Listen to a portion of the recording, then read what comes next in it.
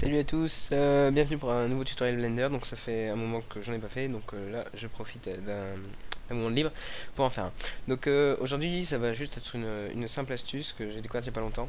J'ai dû faire un montage vidéo et en fait j'ai très vite été confronté à un problème. Et donc j'ai trouvé une solution à ce problème et vous allez voir, c'est pas mal, surtout si vous faites du montage vidéo avec Blender, ça peut vous intéresser. Donc j'ai utilisé Blender 2.70 qui est en Release Candidate euh, dernièrement. Donc c'est une version, c'est la dernière version en développement, mais vous pouvez utiliser normalement n'importe quelle version de Blender supérieure à 2.5 gère ça. Alors quand on fait du montage vidéo, donc je le mets en mode vidéo editing, on importe donc une piste. Je vais prendre une piste et je vais prendre une piste mais qui a été filmée euh, avec une caméra GoPro.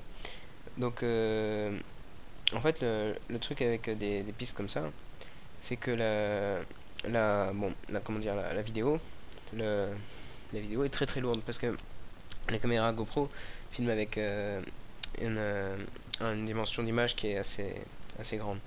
Donc du coup, Blender, quand on travaille sur plusieurs pistes en simultané de GoPro, commence vraiment à galérer. Et en fait, c'est un problème qui apparaît pas dans les logiciels, enfin, ou qui apparaît, mais sur d'autres grandeurs, qui apparaît assez rarement dans les logiciels comme Final Cut Pro, comment c'est, Sony Vegas et tous ces logiciels-là. Et je me suis demandé comment ils faisaient pour justement éviter ce problème. Et alors voilà, le problème c'est le suivant, c'est-à-dire que si je me déplace dans la vidéo, bon, voilà. Donc là, c'est une expérience chimique qui a été filmée avec la GoPro. Et donc, bah, on voit qu'il y a un lag. J'arrive pas à me déplacer de façon fluide. Si je lance la vidéo, c'est pareil, on voit qu'il affiche frames par seconde, qu'il en affiche que 4, quand normalement il devrait en afficher, je pense, 60, et au moins 60 frames par seconde sur une vidéo GoPro. Alors en fait, l'astuce pour ça, c'est de calculer ce qu'on va appeler un proxy. C'est-à-dire que c'est une copie de la vidéo dans un format compressé et lisible rapidement par Blender.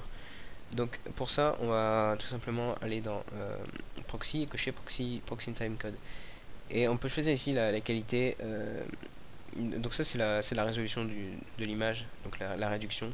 Là en faisant ça, on va réduire de 25%. On peut réduire de 5, de 7, de 10, enfin on choisit ce qu'on veut quoi.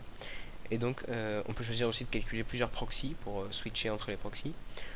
On peut choisir de mettre la vidéo copier la vidéo réduite au format réduite dans un certain dossier et lui donner un certain nom, comme l'indiquent ces deux options.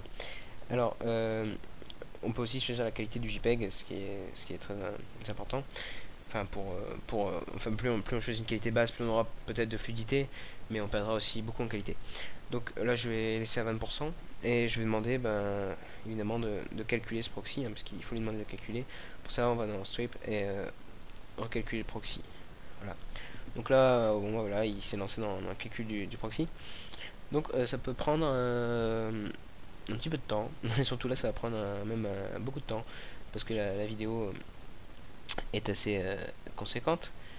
Donc, moi je vais couper puis je vous retrouve tout de suite après. Voilà, je coupe le son.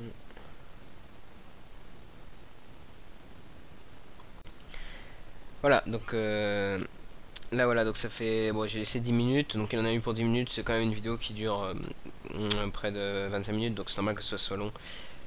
J'ai pas pris la plus courte, j'aurais peut-être dû, enfin bon bref. Et donc voilà.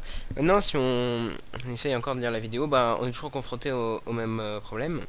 C'est que comment dire, bah ça lag toujours énormément. Donc en fait, ce qu'on n'a pas fait évidemment, c'est qu'on lui a pas demandé d'utiliser le proxy qu'on vient de calculer. Donc tout simplement en tirant ici le panneau à droite ou en appuyant sur la touche N, on va demander dans la view setting non pas utiliser ce qui sera utilisé, donc la scène de rendu, mais d'utiliser le proxy à taille 25%. Si on en avait calculé plusieurs, on aurait pu choisir lequel on voudrait prendre. Donc on prend le proxy à taille 25%.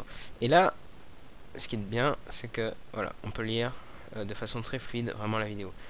Et là, bon, j'ai vraiment pris un cas extrême, mais quand vous gérez plusieurs pistes et que c'est des vidéos qui commencent à vraiment avoir qui sont lourdes et tout, c'est vraiment super pratique cette astuce. Et là, si je lis, il lit vraiment en 24 frames par seconde, ce qui est la vitesse du projet. Donc c'est vraiment génial. Alors il y a encore une... Bon maintenant, si vous êtes intéressé que par ça, vous pouvez partir, mais j'ai une autre petite astuce qui concerne que les personnes qui utilisent un système d'exploitation GNU Linux. C'est de... en fait, d'utiliser dans le proxy custom directory, c'est d'utiliser le répertoire TMP, mais au lieu d'utiliser le répertoire TMP en classique, dans le temporaire, vous le montez sur la RAM. Et vous montez TMP sur la RAM, comme ça, le fichier de proxy sera dans la RAM, et sera donc accessible de façon beaucoup plus rapide que s'il était sur le disque. Et ça c'est vraiment une bonne astuce, et ça apparemment, enfin moi j'ai pas pu le faire ici parce que moi j'ai pas eu le temps de monter le répertoire TMP sur enfin c'est sur cet ordi là, mais vraiment de ce qu'on peut voir sur internet, c'est vraiment une astuce qui accélère vraiment. J'essaierai d'ailleurs parce que je pense que ça vaut le coup. Enfin une dernière chose, bon quand vous calculez le, bon ça c'est plus une petite astuce pour gérer l'interface. Comment on retourne au... Ah mince, c'est quoi déjà? C'est le... Ah, je ne sais plus ce que... Ah ouais, vidéo séquence éditeur. Et en fait, c'est d'ici. Ici, vous coupez tout simplement. Moi, c'est ce que je fais tout le temps. Maintenant, vous faites ce que vous voulez. Je coupe en deux le... Voilà, comme ça. Donc, à droite, j'ai mon aperçu. Et régulièrement, donc... ensuite, bon, ici, je me mets dans Image Editor. Et je fais des rendus et tout. Des rendus de façon régulière. Pour voir ce que donne pour avoir un aperçu de ce que sera le final, afin de vérifier que n'est pas un truc qui convienne pas, quelque chose comme ça. Donc voilà. Donc bon bah voilà, donc c'est tout pour cette petite astuce très pratique qui va vous faciliter la vie, je l'espère. À bientôt donc pour un prochain tutoriel ou une prochaine astuce.